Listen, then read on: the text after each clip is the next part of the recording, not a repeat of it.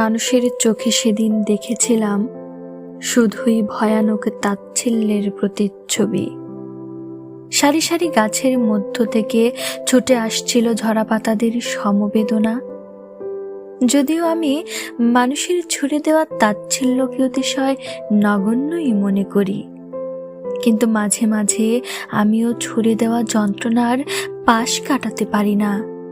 ওই যে মানুষের জাত বলে কথা।